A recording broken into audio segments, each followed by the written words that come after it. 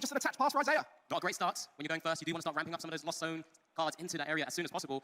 Sword won't be attacking anytime soon, though, so a little reprieve there for Isaiah, just for the moment at least, as we do kick things off with Illuminion V, Illuminion Sign ability, a well-known staple in a lot of Towards decks, being able to grab a supporter of your choice from your deck, an opportunity as well. So just double-check those prizes. Yeah, you see bringing that Cleffer to the front, that grasping draw, a lovely little addition from some of our most successful Charizard EX players. A way to almost replicate the Rotom V instant charge using a card that is possible to search for with Buddy Buddy Poffin and the Arven off the Luminous Sign to get a Buddy Buddy Poffin and a Forest Seal Stone, a typical beginning here for Charizard, where for Isaiah that is far from optimal. Yeah, that Forest Seal Stone Star Alchemy, a fantastic ability that can be applied to your V Pokemon. Just gives a quick search ability nice and early as an option, or if it's not necessarily needed to begin with, maybe you can grab it mid to late turn as well. Fantastic utility in a lot of these setup decks. It must be nerve-wracking right now for Isaiah. He's just flipped over the basic attach and is watching towards setup pretty much perfectly here. And we'll just be thinking about his top deck, what's in his hand, what's available, can stabilize. Lost Zone Giratina has historically been one of those decks that can be a bit slow at starting, but as we saw earlier on in the juniors final, the Lost Zone engine can get those early attacks off with Cramorant. It can go either way depending on how those early flower selectings go, but just gonna have to watch and wait and see what else Tord can do to set up that board for future turns. As we've already sort of highlighted there, we'd like you to see that Cleffer come into the active. It's a great pivot option as well, has free retreat, only 30 HP, so it can go down to something quite easy like a Sableye. But we do see the energy attachment, retreat cost, and the grasping draw Cleffer in the active spot now. Has Tord played down his hands pretty low, it's got 4 in hand, potentially goes down to 3 with that attachment of the Defiance behind the Cleffer as well. And just a lost vacuum. Get as many cards off that grasping draw as possible. Love the value there by Tord Reckless, being as consistent as possible. A draw 6 from that grasping draw, and back over to Isaiah. Well, anyone who put that Cleffer away into your binders, make sure you can remember which page it's on because it is a very powerful card right now. That free retreat, an underrated aspect of many of those support cards. We saw Dunsparce have its moment. Yeah, we did. I think just having a free retreat as well as a great early game effect can be so key, and that's the starting hand. Tough. Do you put the Iron Leaves down just to have something that can survive? Rapid Vernier, usually a fantastic ability to bring energies around your board, to be able to just start swinging away with that Prism Edge attack. It's just a Jet Energy attachment here, advantage Tord just from that scenario, and we're looking at Tord's hand now. So many options, plethora of choices, Rare Candy, Ultra Ball, Charizard EX. Iono, he's not going to be playing anytime soon, I'm sure.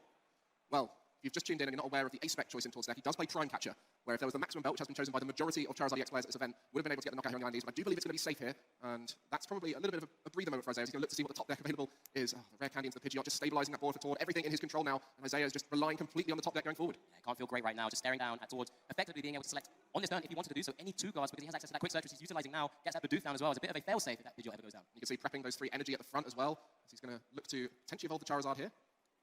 There we go. Charizard EX down. Who needs anything else? This is exactly what you want on your second turn. 2 energies going on that Pidgeot EX as an option as well. Obviously, he doesn't want to necessarily put forward the Charizard EX, because it does have that grass weakness. And with it's not currently being able to knock out the Iron Leaves EX with its Burning Darkness attack, if we could just start softening up with Blustery Wind to begin with, then we can, I'm sure, see 2 prizes taken very soon. Well, who would have thought the first attack of our Charizard EX versus Lost Zone Giratina would be a Blustery Wind into an Iron Leaves? But this is how it goes. Sometimes the cards don't fall, and that was the grass energy off the top. So if he had attacked with that Charizard EX, it would have been the return knockout. But now Isaiah has to work out how to stabilize around the change of plan from Tord, just recognizing that a grass energy could be possible here and using the Pidgeot EX safe from that instant return knockout. Turn 3, and we still haven't been able to get any Lost Zone cards into play at the moment, and it's just a Prism Edge attack, 180 damage that will be dealt to that Pidgeot EX, safe from being taken as a KO. Hits the Iono off the top, but let's face it, we're not going to see that anytime soon. Opportunity also to try and find that Bibarel if necessary, but Quick Search being utilized first. Find anything you want. Quick Search plus Bibarel.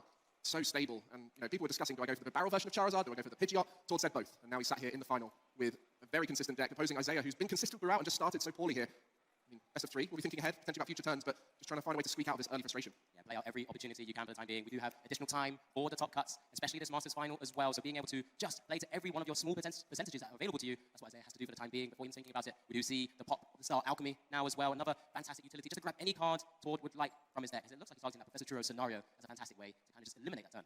Could go for Collapsed, but with the Professor Churro scenario, we'll be able to reuse that Luminion on future turns and keep that bench space nice and wide so it wants to start future attackers. Yeah, can protect that Pidgeot EX as well, and also gets those energies off the Pidgeot, because it does have free retreat, so there's no way to kind of very easily remove it from the actual Pidgeot EX itself without using Professor Churro's scenario, and then that way it could be super rodded back into the deck, and then just kind of start recycling some of those energies that are ever so important when you're running quite a low number. A lot of people get very concerned about leaving sort of Luminion V or Rotom V on the bench. When you're in this position, you're very comfortable, you can remove it. But a lot of time with Charizard EX, it just increases that damage output, and so it can be worth just using the Luminion V as a target for your opponent, as they won't remove your Pidgeot EX or your Charizard, but you want to keep in play. We do see the retreat now from that Pidgeot EX, free retreat, such a fantastic pivot option. That's Burning Darkness will be taking the KO on that Iron Leaves EX, leaving us there with just a Shuppet. What is that top deck? Horus Experiment, that's sort of what you needed a bit earlier, but it might help you get going now. Still a long way to come back here. Just keeping him in the game at this point, every little card that you can identify. Let's see a full search, there's the Giratina V as well, knowing it's still out of range of an easy one-hit KO, for the time being at least. Really nice to see those a bit earlier on, I'm sure is the thought here. There is the Forest Seal Stone, an interesting inclusion to add to Giratina V-Star, where it has such a powerful V-Star attack itself. Yeah, for different matchups maybe, because of that inclusion of the Burnett EX and Burnett lines, maybe sometimes it's more important just to be able to get into the game and that additional consistency doesn't maybe need the one-hit KO potential, utilizing Star Requiem, so let's just utilize something like Star Alchemy to really get myself into the game. If only he had grabbed or was able to get a V Pokemon down earlier, I could have used that to just get into the game and maybe swing this around. Well, Tord set up completely, taking a knockout, sitting there with everything on board ready to keep going. Meanwhile, Isaiah taking those first looks through the deck to try and set things up here. It's not often you see this, but it can happen at any moment. That's why we play best of 3 to give those players a chance when it does go a little bit wrong to come back into a future game. But right now, Isaiah does have a way to get back into the game with that ability to take big knockouts. There's just too much consistency on the board with the Bibarel and the Pidgeot EX to maybe confirm that. But with that early damage on the Pidgeot EX, it is in range of some of those single prize attackers. Yeah, I mean, just having to now try and get into those lost zone counters ramps up to at least a 7 to begin with, start utilizing things like the Mirage Gate. That shove it in the active, kind of vaulted the Banette with that puppet offering can start to help to burst into that lost zone threshold, as it were, because to hit the Star Requiem, you will need that 10 in the lost zone as well. And of course, that Pidgeot EX still susceptible to potential attack, maybe something like the Lost Mine Sableye further down the line. As we do see a Star Alchemy being utilized from Isaiah's side as well, just trying to make sure he can get into the game right now. Remember, plenty of time on the board. Well, Star Requiem no longer possible this game.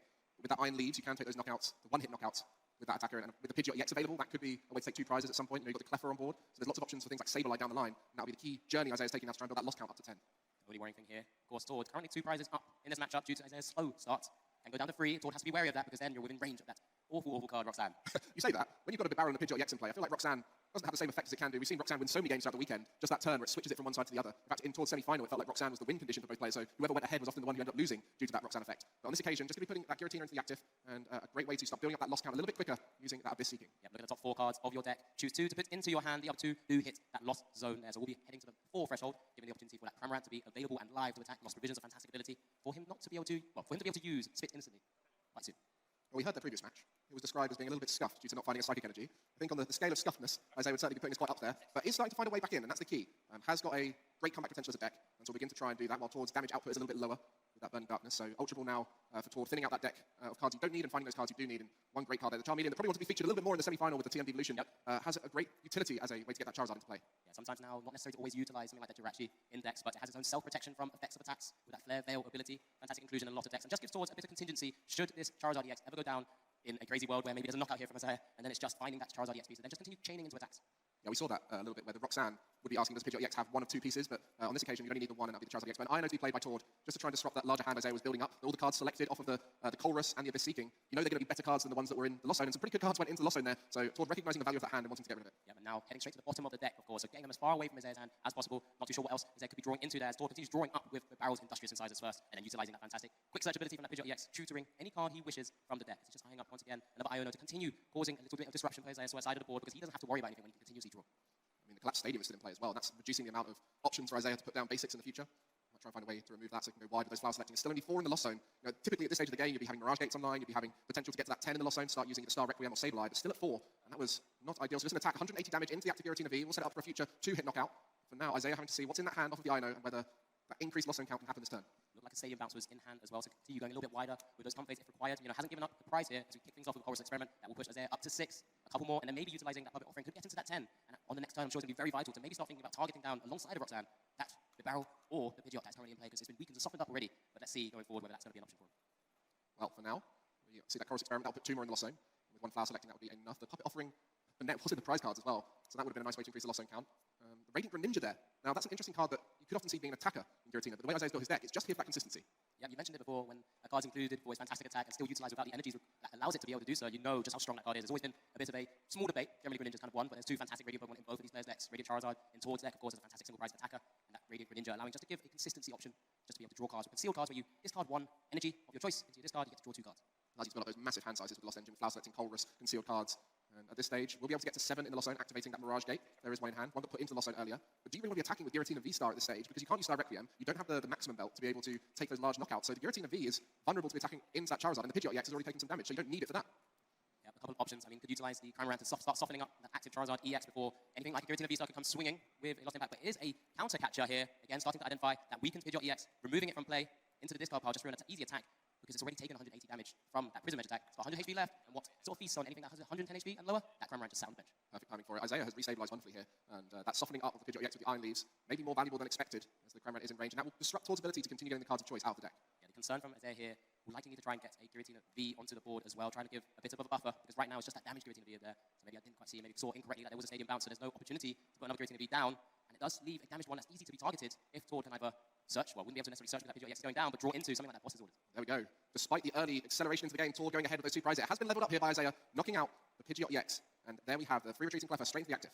And I think I caught a glimpse of that Prime Catcher, that wonderful ace-spec card that we've seen included in so many decks across this weekend. Just in hand, I mean, we already mentioned how great that pivot is. Even without the Pidgeot EX having another one on the board available, just means that Tord can take his moment to really think about how best to utilize his turn. We do see the Super Rod coming down as well. It's like splitting back the Luminium V and a couple of energies I said was already stuck on that Pidgeot EX. Yeah, meanwhile, that Forest Seal Stone that was utilized earlier on by Isaiah, despite being great to set up early, it does take away one of your best options to knock out the Charizard EX, that Star Requiem. So from Todd's point of view, he knows that knocking out the Giratina V takes it out of range of being able to take a big knockout with Lost Impact, forces something like the Iron Leaves into play, and if that takes a knockout of the Charizard EX, just send the next one up and finish it off. And so this mapping here from Todd will just go 2-2-2 and finish off the game, and if not, Isaiah has a lot of work to be done with those single prizes. Yeah, that's exactly what Todd was able to give us a little bit of insight in his thinking earlier before, as we caught up with him, where every time Isaiah would want to try and take a big knockout, there's going to be a 2-prizer on the board somewhere for me to start swinging back as well. And especially with Isaiah already taking some prizes. We do see the Prime Catch here on that damage Giratina V. There's going to be another big, massive 2 prizes taken here from Todd. There's the Jirachi coming down as well, offering further protection for his board and disruption. Everything coming on here together.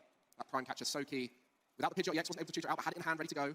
And you see how powerful it is. The debate between Maximum Belt and Prime Catch in the Charizard EX list, it does reduce your potential for early knockouts on the small EXs and the final knockouts on opposing Charizard EX. But that Prime Catcher turn plus Ino can be so dangerous in these big moments. And this is exactly why Tord will be going down to 2 prize cards remaining, whilst Isaiah has nothing ready to return knockout on his side. Burning Darkness now for 240 damage. 2 prizes taken from Isaiah's board state. Increases the damage output of the base 180 by further 30 damage for each prize taken. So 240 right now is the base damage. Those Giratina Vs, if they ever do come back down onto the board, are going to be in trouble. Well, Charizard EX in the active spot. Try and knock that out. You've got another one to come forward. Try and disrupt. You've got a Bibarel on the bench. You want to try and use Sableye? Protection already there. So everything now toward set up to finish off this game. Isaiah knows plenty of time, so he can just work out a potential route to victory, looking to navigate through these final turns. Just checking that discard pile. And, I mean, at this stage of the tournament, these players tend to have a pretty good grasp of the opponent's list, especially as both these are featured on the stream before, so they'll be coming in with pretty good knowledge of what to expect. And throughout the tournament, that's one of the key aspects. Playing out that first game to kind of see the game plan, see what strategies they might be using, see the cards they've got available. Great way to get knowledge. And Isaiah just trying to build up that loss count a little bit more and see what's possible. Yeah, just that flower selecting there. Looks like it was the option between the Ultra Ball, the one-off copy that we don't usually see too much in Lost Zone Giratina V-Star decks, but utilized because he also plays the Net EX as an option as well, as we now see the concealed cards here, just tilted across with that Psychic Energy pitched away. Horus's Experiment found, but do we have enough time here? If he benches a Pokemon V that is right now very susceptible to a big Burning Darkness attack, and can quite easily give Tord the final 2 prizes he needs to take this game 1. Well, slow start shows exactly why that can be a challenge for any player, and Tord really set up, I would say, perfectly this game. It felt like he got everything he needed in those turns, and going to be using that Cramorant to attack into the barrel. And leaving it with 10 HP remaining. All Isaiah can do right now, not giving Tord the opportunity to win on this turn, of course, because only will be able to take out a single prizer. Tord just laying out his hand here. Some of those tool cards, a little bit less relevant for this moment in time because there's no Vs around. As we do see an Arven being played here. Such a commanding position. Board state pretty much ready for anything that can come his way. I think we've got to take a moment here to appreciate that Tord beat a Snorlax deck in the quarterfinal, and the reason being he's built his deck around taking those liabilities out of the active spot with those Professor Turo scenarios. Yeah, it was more Pidgeot control, if I recall correctly, but obviously utilizes Snorlax's block as well. But yes, it's one of the most scary things to be facing up against when you're a Charizard EX player, or even a Gem Howler, for example, just being able to be stopped in terms of any way of trying to build your board state, bringing up some of those really, really annoying Pokemon like Clefairy, and won't be able to do too much. But this is why he's been able to build his deck in a particular way, putting a lot of respect on this control archetype as it's just a passover after the Industrial Synthesizers, I believe. Yeah, no need to rush at this stage. You've got a little bit of lead here, Tord, so you don't need to rush into anything. But Isaiah trying to navigate an alternative win condition. And again, it's something we see our top players doing here at UIC. When the game appears to be lost, they find a way through those final turns to navigate an unusual win condition and really try and find the best solution. And a lot of time it can be stuff like putting something in the active and just passing something deck out. Crazier things have been seen. And at this stage, Isaiah trying to find some ways to beat this deck out. Yeah, I mean, we've seen these types of decks, these Lost Zone engine decks, trying to utilize things like Sableye, typically when the later game stages are sort of formed and you hit that 10 in the Lost Zone, which this Horus's Experiment will put Isaiah up to, but Tord sort of read what was coming along, that Jirachi hitting that field on a previous turn really stops all of that kind of potential comeback chances there for Isaiah. But I'm not the one in this driving seat right now. I'm sure he's got a bit of an idea of how he could try and turn this game around, as it is just a pass for the time being. We do see another Arven coming down for that Ultra Ball, maybe trying to thin out the hand to start reaching towards those Professor Turo scenarios as soon as possible. Has that great unique inclusion as well for some of those control archetypes. That Team Yell's Cheer also in hand, so can continue to chain them, and that's exactly what you would try and do with this deck against such a typically bad matchup. Yeah, with Charizard, they've had Switch card included in the past, the Professor Turo scenario. Meanwhile, Tord has 2 Professor Turo scenarios. The Team Yell Cheer, so effectively can play 4 Professor Turo scenarios throughout a game. But equally, sometimes the win condition that you play towards the end of the game when you feel like you're out would be maybe that one important card is prized. And that can often be enough. There is a way to win if a certain card is left in the prize cards. And so we might see a little bit of passing back and forth here until Tord finds his way out of this barrel lock in the active. Yeah, the direction here is that now Isaiah has to try and maybe set up an attacker as a potential option as well. He's gained a couple of turns here with that barrel trapped in the active spot. It's all about thinking about whether maybe, as you've already highlighted, maybe that Professor Turo scenario is prized, maybe one of those is prized, and maybe he only has access to one, and maybe a further gusting up of it once again could potentially deck out Tord, for example. You have to place all of these small percentages, and that's what we're seeing here as well. Yeah, maybe dust up the Jirachi and knock that out, and then find a way to block Tord for a few more turns, and then set up a Charizard. There is ways here, but you're asking a lot to have the time to be able to do that. And that's part of these win conditions, is you're not expecting to win, but you know there is a way to win. So you're going to give it a good go and see if you can find out if it's possible.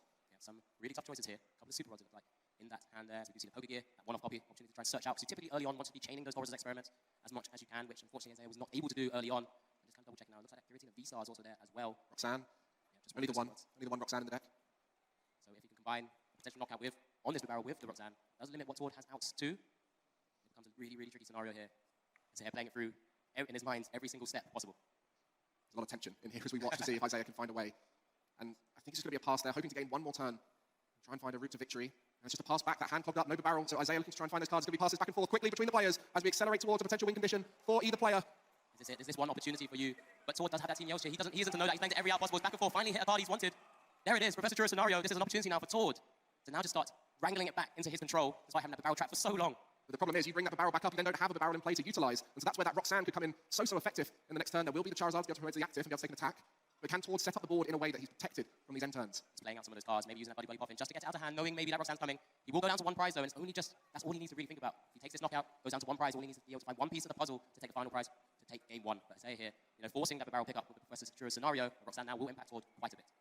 So just getting that energy back. I think the only liability on board for Tord is the Jirachi. If that comes into the active, it has a 1 retreat cost, otherwise the Charizard can attack, and the Cleffa has a free retreat. So it needs that energy back in for the Jirachi. At least 6 energy in the list, so I think the other one must be prized. Just going to put that Bidoof back down. And now it's on Isaiah. Played for the deck out, and suddenly Tord revealed the Professor Churro scenario. Now what, Isaiah? What's your plan here? You tried one thing. What other options do you have? So it's really tense here. I think he's trying to see the writings on the wall. He tried to slow it down as much as he can, but Tord has taken game one of this EUIC Masters final here. Advantage Tord Reklev. Well, you've got to respect Isaiah for finding that lock, finding that situation where they were both draw passing to see if he could deck out Tord Reklev, but Tord knew the whole time he had that Professor Churro scenario in deck. Isaiah, as we mentioned, he's going to be aware of the list, but he might think it could be prized, maybe he's used one already, right? So maybe it was removed from play, who knows? The Professor Churro scenario, a key pivotal card for Tord to get out of those locks that we've seen so effective by the controlling archetypes that have been played here at EUIC. Useful in this scenario, but that Iron Leaf start got the first bit of damage on the board, and it wasn't Pidgeot EX that took the first attack. It's 3 turns before we even got going here for Isaiah. But don't worry, just got to compose yourself. Look, you've spoken about some scuff games that you've had before in this matchup, specifically against Tord in Swiss, where Tord sort of took so much advantage here by that slow start. But, game 2 is a new game. You're going to have to just try and utilize every piece of the puzzle in your own deck to try and bring us back round. Well, the start couldn't have gone much worse for Isaiah with that Shuppet attached pass. At this moment here, I've never seen 2 players draw pass as fast as they did, but the Professor Churro scenario was the solution for Tord Reklev in those final moments. Isaiah recognising that, and we'll be going into game 2 now, where the advantage, as you mentioned, is going to be in Tord's favour. Plenty of time for the final to play out. Best of 3 here. Just one more game required for Tord. Meanwhile, Isaiah has to try and find 2 victories. It's going to be a tough one now after seeing how that first game went. The consistency of these 2 decks is definitely more reliable in Charizard EX, where Lost Zone Giratina has historically been its own worst nightmare, as we saw in game 1. It's now going to be on Isaiah to say, look, I have flower selecting, I have ways to switch, I have options available as they put their prize cards out, some important prize cards there. That Prime Catcher sat in the prizes alongside that Rosie not necessarily utilised in the first game, as we do kick off here our game 2 of the Masters TCG final. And it'll be Tord going first with that Charmander in the active spot, Isaiah there with that Radiant Greninja. Well, Radiant Greninja better start than the Shuppet, I feel, but maybe in some matchups you'd want to start with that Shuppet and try and disrupt the item cards early, but on this occasion, we'll probably be happy to get some draw going. It just depends on what the rest of the hand is, and by going second, we'll be able to utilise a Chorus Experiment in their first turn. But Tord able to set up nice and wide with another Charmander coming down as well as that Pidgey. Yeah, we saw it in the first game. That Shuppet could have tried to disrupt for a little bit. That enveloping shadow attack requires a psychic energy though, which they did not have in hand, just the grass and the jet energies that were available to him. But flip a coin if it heads during your opponent's next turn. They can't play any item cards. That would have been one way to just slow down the game, as Isaiah was trying to draw out of it. But here, right now, this game 2, Buddy Poppin has kicked things off for Tord. We'll be able to have double Charmander in play with that Pidgey as well. And we'll see how else he can build out the board. As Isaiah will be looking at his hand, I'm sure, thinking it can't get any worse than what I had in game 1, surely. Just looking across the hall at all you lovely people with your eyes locked on the screen, wanting to see how this early setup is going to go. And Isaiah will be hoping to get that loss count nice and high. Has concealed cards available to begin with. Grass Energy and a Nest Ball, so things can start. Does have Chorus's Experiment in hand, it looks like, as well. So, better options in game 1. Let's see 5 cards, take 3 to your hand, 2 go to the Lost Zone. Ooh, some important cards there. I think Manaphy a nice easy decision. Forest Seal Stone, you really want to try and keep that Star Requiem this time. The rest of those cards were mighty important in the matchup. Forest Seal Stone is more of a contingency plan in this matchup, which we saw last time. So we'll be happy to get rid of that. Yeah, a couple of more easier choices. Could have been had, but here we go. Nest Ball here. I'm sure it's going to be going through that deck, figuring out what has been prized. I don't believe there was too many things there that will come as a shock for Isaiah's side. Can build out his board and start going really wide and trying to just put those cards in the Lost Zone as soon as possible. I mean, the boss's orders, there's only one of those in the list, if I recall correctly, and the Burnett Puppet offering would be used to recycle it, but at this stage, Chorus Experiment, the more preferred supporter, especially when you've got the Prime Catcher available for gusting if you need it, and Counter Catcher if you get behind. Just going to be checking those energy cards there, making sure they're all about, and as mentioned, those flower selecting conveys are key in these early turns, so wanting to try and chain as many of those as possible. Yeah, we know how important resource management is in our Pokemon trading card game, and this is just one of those first early ways to try and figure out exactly what you have access to, what you will be able to build your board state to, having already, for example, lost zoned a couple of pieces. Sometimes those lost zones can be tricky if you don't know what's going on in your deck, and this is why it's so vital. And this is why Isaiah is also one of those players who does take notes as well. And here we do see the Giratina V can maybe start to try and utilize that Abyss Seeking to kind of burst into the 10 as soon as possible. Further 2 could go in. Maybe doesn't need to necessarily go for the conveys if not available to him. Yeah, I need the Nest Ball available. If there was a Buddy Poppin, it would have been a slightly different scenario. But the Giratina V with the Abyss Seeking has been a big factor in this matchup, even in the pre-rotation format, just because the Giratina V is out of range of that first Charizard EX attack when no prize cards have been taken. Only 180 damage. No matter the damage modifier, that Giratina V can survive, so it is safe in the active spot after using Abyss Seeking. And so the Jet Energy to move to the active, Abyss Seeking, and a much more solid start here for Isaiah Bradner. Just have this scenario, be quite comfortable with this board state to begin with. Typically we'd have some confies down, but might not be as necessary when you just don't have the cards available to yourself, as you will be going up to 4 in the Lost Zone. That Cramorant as well, used as an easy, efficient attacker. Doesn't want to start taking prizes, start putting himself in range of the Burning Gardens attack with a damage modifier as well. So just knowing he's safe from any sort of big knockouts on his Giratina V, kind of Abyss Seeking, putting some of those less useful cards into the Lost Zone there. Red Candy, Pidgeot EX, a nice way to kick things off here. Find any important card you need, and for the rest of the hand, well, there's a Charmeleon. It's a good little start, and the disruption plus a little bit of an attack at this stage after that large hand was gathered for Isaiah could be a great way to kick things off. Start to chip away as well with that Giratina V if he chooses to do so. We've already seen Tord elite tackle his way through some big Pokemon, but just trying to figure out what was available. There was that Cleffa in hand, so could have taken a bit of a slower approach if he wanted to do so. The hand there has Ultra Ball, has a way to quick search for the Reg Handy as well. Buddy Poppin also trying to grab maybe the Bidoof outs. You saw how vital that piece of the puzzle was in your game plan Tord Reklev. So let's see the first Buddy Poppin here from the hand being utilized. That Bidoof maneuver to the front of that deck very quickly. And the the Jirachi too. I mean, you mentioned the Cleffa. Without the Jirachi in play, it's just an easy part of a Sableye attack. That Lost Mine, sprinkling 12 damage counters into play. But with the Jirachi on the bench, only the active is a target for the Sableye. So a great way to reduce the damage output of the Lost Mine. Can't take multiple prize cards with it in one turn. So Jirachi, a key part of this matchup. Quick Search being activated now. Again, a fantastic ability. We've spoken about it a lot throughout this weekend. Excuse me. So just being able to choose any card you'd like for the matchups that you're facing up against. Such a key component for this deck. We've had discussions amongst us, amongst the crowd, amongst online about which engine is best of a partner for Charizard. Well, how about both? Seems to be the key. Especially when you're in a deck that doesn't want to be taking one prize card at a time, you'll be taking those 2 prize knockouts. If the Bibarel is there as a backup option, it can protect you after, say, something like a Roxanne, which has been a game-swinging card throughout the tournament. So Tord stabilized similarly to the first game, but rather than opting to attack with the Charizard this time, first time Pidgeot, rather than choosing to attack with the 2 prize Pokemon, we'll be looking to use that Heat Tackle Charmander in the active. Yeah, just for a moment, knowing Isaiah is not able to really disrupt Tord's hand, he just kind of targeted a particular Pokemon, which was the Bibarel from that quick search, just readying it for future turns, and then has to kind of react then on how Isaiah is able to play out his turn. Well, similarly to the last game, that Ino was played against Isaiah when Isaiah had just used Abyss Seeking and the Chorus Experiment, so choosing the best cards out of all of that draw support. With Ino, it will disrupt it, reduce that hand size, reshift what resources are available, so Isaiah now having to rebuild that up, find those combo pieces to get an early knockout potentially, and the Chorus Experiment finding some good cards, but not those ones to develop what they're trying to achieve here, which is that Lost Zone count going up. Yeah, all really good cards at different stages of a game or of a matchup. That Temporal could be a great way to bump away a Collapse Stadium to give himself space to go wide. The Grass Energy, of course, makes multiple copies of, so can sometimes be an easy choice. Already knows how many Grass Energies are in deck from his deck search earlier in this game. As we do see the conflict hitting the board and a Jet Energy to push it into the active spot as well. When you attach it from your hand, you may maneuver Pokemon you attach it to the active spot. We do see the first flower selecting of our game 2 now. And that Lost Zone count will be going up to 7. There are 3 big landmarks for the Lost Zone count. You've got 4, which allows you to attack with the Cramorant, which we see on the bench. 7, you can start using a Mirage Gate to accelerate energy into play. And then 10, to activate that Star Requiem, the V-Star attack of Giratina, as well as utilizing Sableye's Lost Mine. So hitting the second landmark will open up energy acceleration at this stage, and now Tord will have to play around that. Yeah, this Nest Ball now being utilized here. We'll try and maybe set up some additional Giratina Vs. Typically, you want more than just the one. If you're going to start swinging at some point, you're going to need at least a couple of them ready to go, so that you can start chaining attacks of your own. Especially that Charizard's going to have to ramp up his own damage by losing some of the prizes. As Tord's right now, just kind of factoring that in, having his Charmander deal some chip damage away. If it does get knocked out, those Giratina Vs do start to come within range with a damage modifier in Tord's deck. Yeah, 30 damage on that Giratina V. Every prize card does another 30 damage for Tord, using that Charizard EX, and then you mentioned the Defiance Band. Great tool card to increase that damage output, especially without the maximum belt, which we've seen featured in a lot of the Charizard EX list. Does need to find a way to put more damage onto opposing EXs. That seems to be the option there. Isaiah in a much more commanding position this time, able to set up, and I feel like, as far as setups go, both of these players will be happy with the way these early turns have gone, and so we'll be seeing the true form of how this matchup's meant to go. Yeah, it's a bit of a throwback to pre-rotation, prior to this European International Championships here, where we had both of these decks flying high in the meta as well, really taking down a lot of tournaments, a lot of games. We do see the Prime Catcher of his own here with that Giratina. V-Star now evolved up with that 30 damage that's taken from the Heat Tackle, targeting down towards support Pokemon. Here we go, first couple of prizes, looks like it's going to be taken with that Lost Impact, 280 damage to knock it out.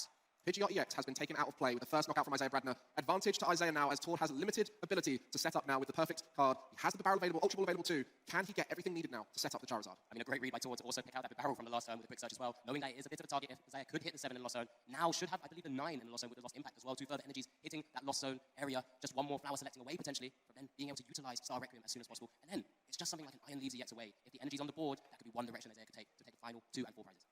Well, with Giratina V-Star having the 30 damage on it, it needs to be knocked out with a Charizard EX, but it also needs a Defiance Band to be in range, or a Choice Belt.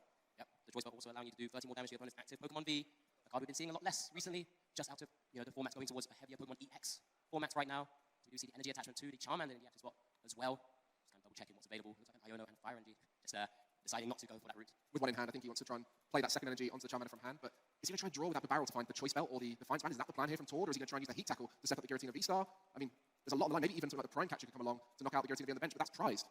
Yeah, I think it's down to likely to try and target down that Giratina V-Star at first possibility, at first opportunity to be able to do so. Big 4 cards here from Tord. Here we go. 1, 2, 3, 4. What's it going to be? Lost his orders Charmander, Nest Ball, and Radiant Charizard, so we'll be able to knock out the active Giratina V-Star at this stage. Not quite yet. Still the opportunity to do so. I believe that the supporter has been played. Or could start to try and target down the Giratina V on the bench as well. That's an option, yeah. Can get a 2-prize knockout here, but if we have a back and forth 2-2-2 race, it will go in favor of Isaiah unless Tord can successfully set up a 1-prize board state at the end with the Radiant Charizard. I think both decks are very good at setting up a 1-prize board state, especially now that Iron Leaves can be utilized in the end game as a sudden burst damage out